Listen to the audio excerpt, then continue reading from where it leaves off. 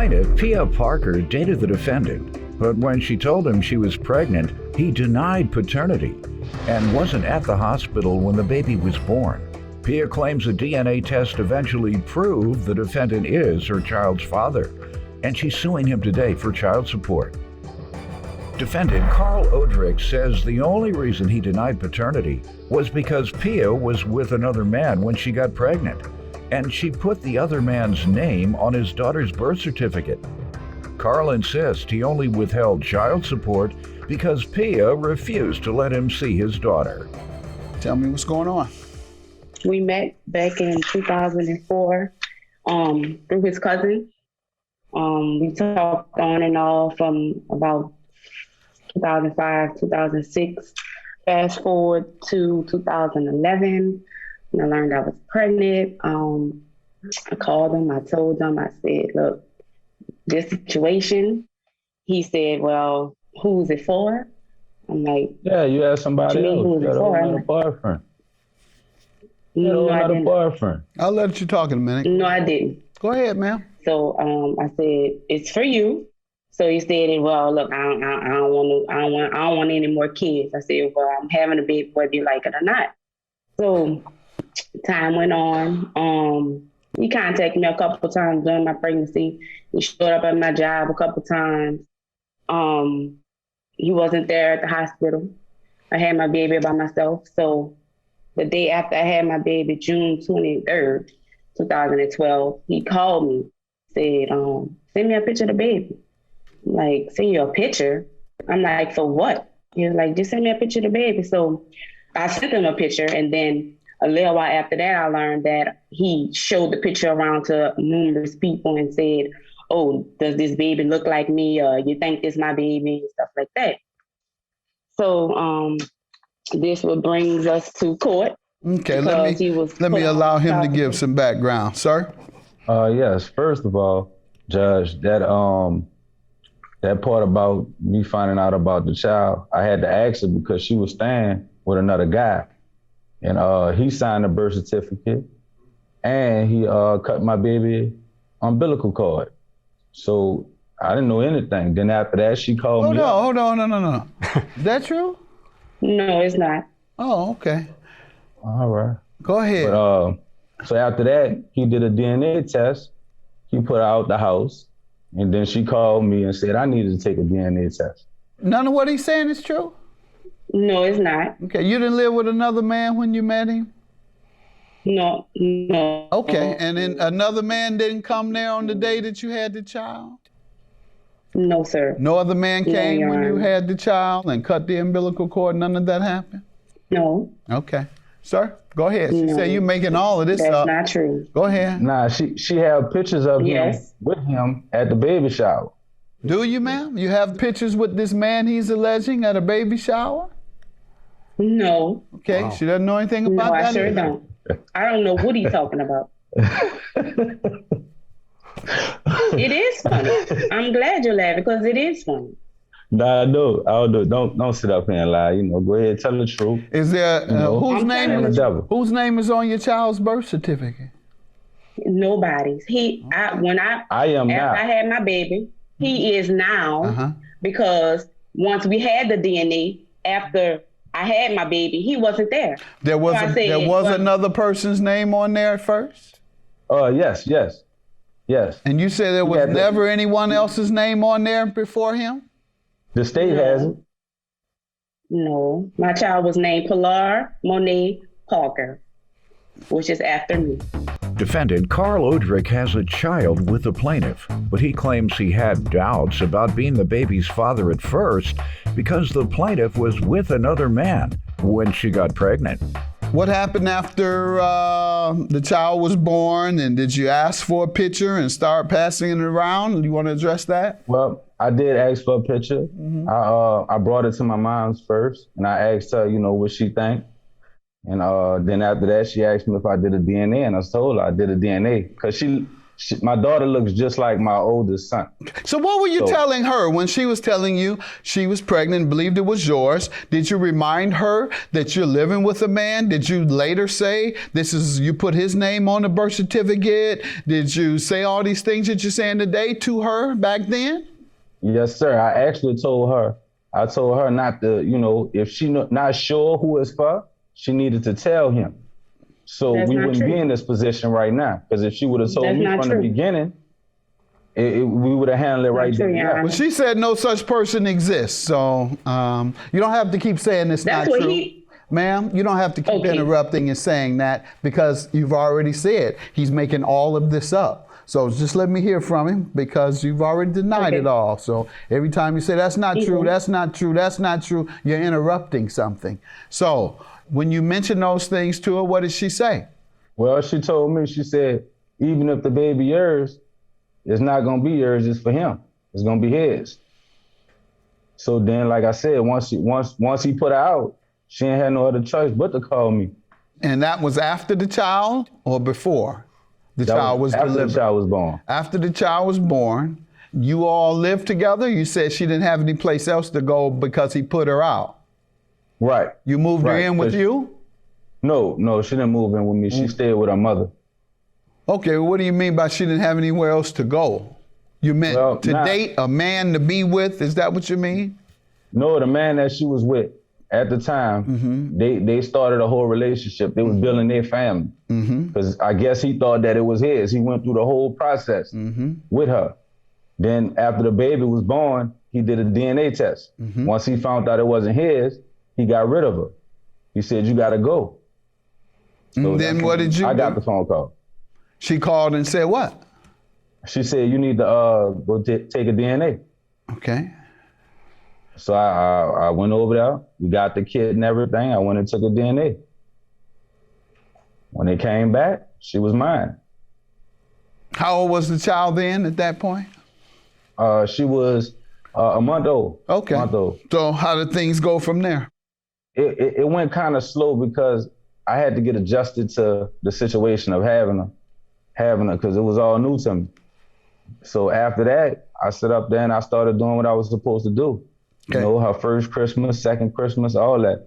I bought everything for her. Okay, so let me turn back. You say this man, he keeps mentioning is imaginary. He's made this entire story up. So, okay, I got two very different stories. And I'm sure by the time I finish the case, I'll have a little clarity. Y'all might be able to run game on each other, but I got way more game than both y'all put together. Times 3. I'm not trying to run. We're going to see. We're going to see. We're going to see. So after having the child, he says 1 month later he took the DNA test. Is that about right? No, it was actually 3 months. 3 months later? All right. And what was going on from the date your child was delivered up until he took the DNA? What was going on relating to fatherhood at that point? Nothing was going on. I didn't talk to him. He didn't talk to me. He wasn't concerned about the baby. So I just left it as is. And then just as time went by, I just said, so you don't want to be in your daughter's life? And I felt like in order for you to feel like this is your child, take a DNA. And that's how that went. Nah, you know I ain't like that. I mean, all my children, like, I never slept You're not in Pilar. You're not in Pilar. You're not in Pilar about me every day. I told you. Every day. Yeah, because of your mama. Because of your mama, not because of you. You don't have time for her, remember? But you can't talk to me. You can't talk to me. I don't want to talk to you. Your boyfriend don't want you to talk to me. We can't communicate because your boyfriend don't let you talk to me. I don't want to talk to you. You can't make nothing happen. No, we don't have no problem. We don't have no problem as long as I'm taking care of business, as long as I'm giving you money. Defendant Carl Odrick has a child with the plaintiff, but he claims he had doubts about being the baby's father at first because the plaintiff was with another man when she got pregnant. And that's what we're here for today, about child support, unpaid child support, she says. So why don't you tell me about that? Okay, so when my daughter was 1, he wasn't doing what he proclaimed he was he was going to do, so I put him on child support. So I put him on child support 2013. Nothing didn't come into effect until April of 2016 on page 1, when there was a court order Then why you took all the rears out? You took the rears out then. Why you took all the rears out? That's from 13 until 16. So what was going on between 2013 and 16 regarding the care of the child? Nothing. I was paying for everything. I paid for her. No, you were Let not. her finish, sir. No, you were not. Everything. I'll let you talk, sir. Okay. Go ahead. Did you receive any support between 13 and 16? No. No monies at all? No support. No support. The most he did, Your Honor, was pay for nursery. $50. It wasn't $50. Oh, $50 a week? For nursery. That was tuition for nursery. But $50. you emphasized that he did nothing at all. And now we're hearing it's $200 a month. Why did you say that? Why did you say that, though? I'm sorry. I know who not to believe. All right. She said you gave $50 a week. What else did you do? I was paying her rent. I was paying her car insurance. Why hers? Did you have a relationship at that time? We still was in a relationship. That's when her son father, he came about. In 2000, let's say 14, you all were still in a relationship together? We still was dealing. Is that true, ma'am? Yes.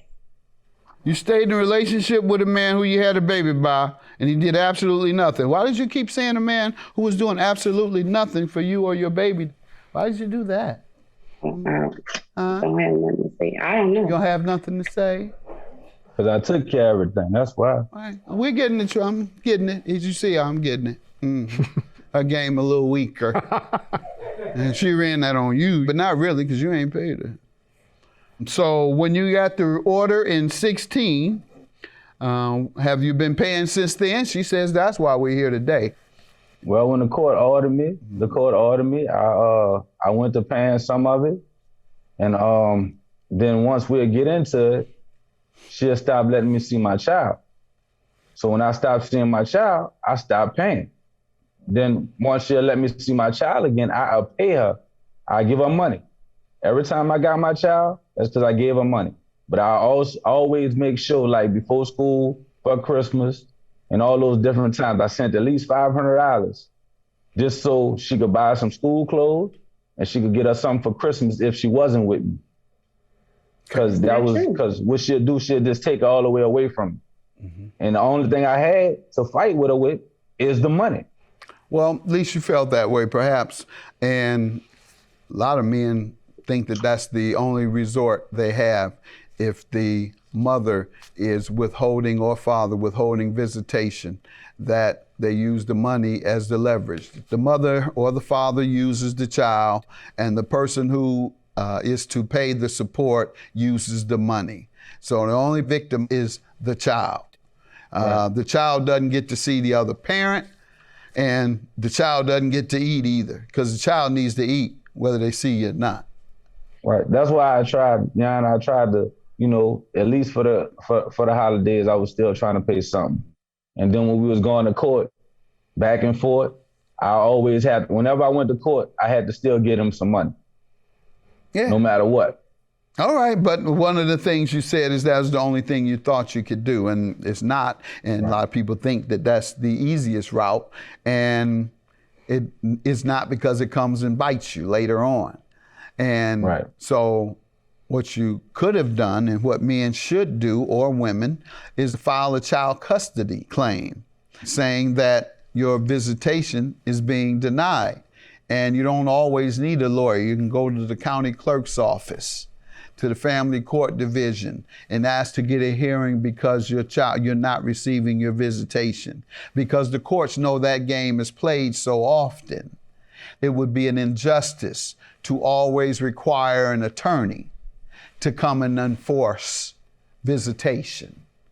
So the courts allow and help facilitate self-representation when it comes to custody disputes. If it gets technical, then yeah, you do need a lawyer. So those are the options for you and other men or women who are in that situation and think it's hopeless and that all they can do is play with the baby's money, because that's the baby's money. That's not her money. That's the baby's money. Defendant Carl Odrick has a child with the plaintiff, but he claims he had doubts about being the baby's father at first because the plaintiff was with another man when she got pregnant. Yes, ma'am. I was saying we do have a custody. Did you adhere to it? Nope. No, he hadn't been. Oh, yes, I have. You know, I've asked you, do you adhere to it? Yes, Your Honor, I do. You've never denied him visitation? No. Never at all. Better check it. They got an order in there that you refused to get served for. And you had kept her from it. You refused to get served from it, and you had kept her from it. I don't know what you're talking about. I know, because we never went back to court. Because the addresses that you gave. Is there anything that was filed saying that? Yes, sir. Yes, sir. It was something filed alleging she was denying you visitation. Yes, sir. Yes, sir. And you're not aware of that filing. You've never heard of that. No. So you have the child support order. That's what I'm going to enforce, what it says. Where's the evidence of what the court says he currently owes? It's on page, it starts on page 2. Okay. So your balance. Yes. Your Honor. Yes. She never gave me credit for other monies I gave her. Like the money that she was supposed to give me for that she needed when she was trying to get a house. And I paid for all her inspections that she needed for a house. She never gave me that. I gave her $2,000 for that. You didn't give me that. You didn't give me any of that. What I gave you then? What I gave you? No, Sir. You didn't give me nothing. Sir. Are you sure? Okay. Sir. And then right after that, I gave her $1,000. Sir. To go along with that. You sure that's what you needed to get your inspections for your house that you still not in? Sir. Because you've been tricked. Yeah. I understand. I definitely understand. The game has been run on you. Yes, sir. She ran the game on you. You're likely to have to pay because that's what happens when the game is run on you. I understand. You should have been paying.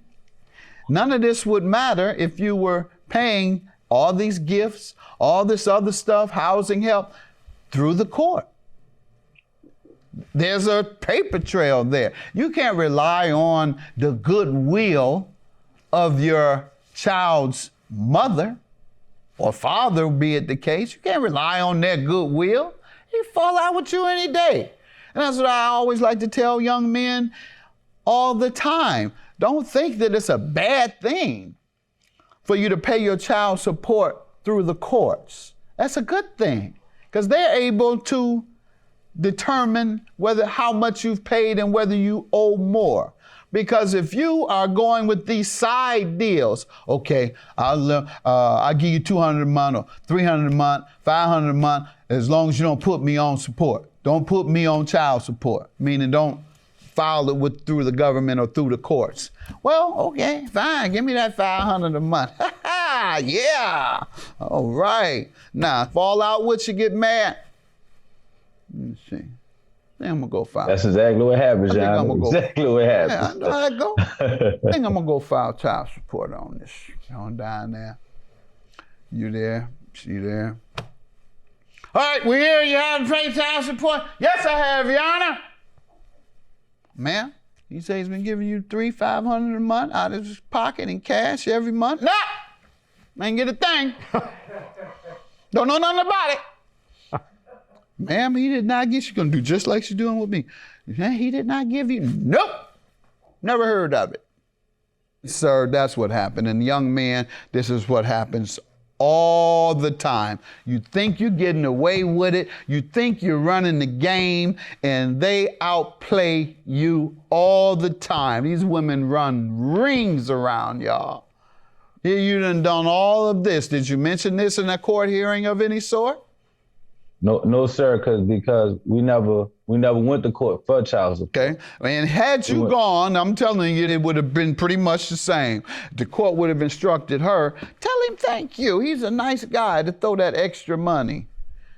They wouldn't consider that as part of payment. They would say, oh, those are nice gifts. Now, let's go to your legal obligation.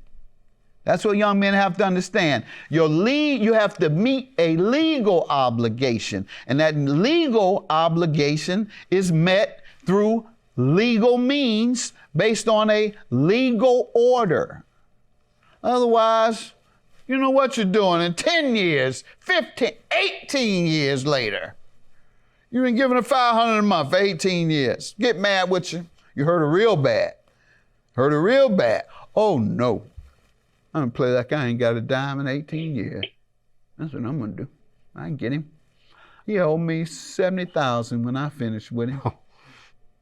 That's the game when you're not dealing with a legal order in the appropriate way. What did you want to say finally, ma'am, before I give my judgment? She's smiling, she's grinning. She said the game worked again. Yeah. No. Good job. Yeah, she got the game down. She put it down. No. Not true. Have a good day. Judgment for the plaintiff, $5,000 according to the order that I've seen. Bye-bye. Nah, I'm glad that our daughter gonna get to see the stuff that our mama doing. She know what she getting. She know where everything at. No problem. Yeah, and that's because when she come there, you tell her negative stuff about her mom. That's why. I never said nothing negative about you. I don't even talk about you. Yes, you don't even be in our conversation.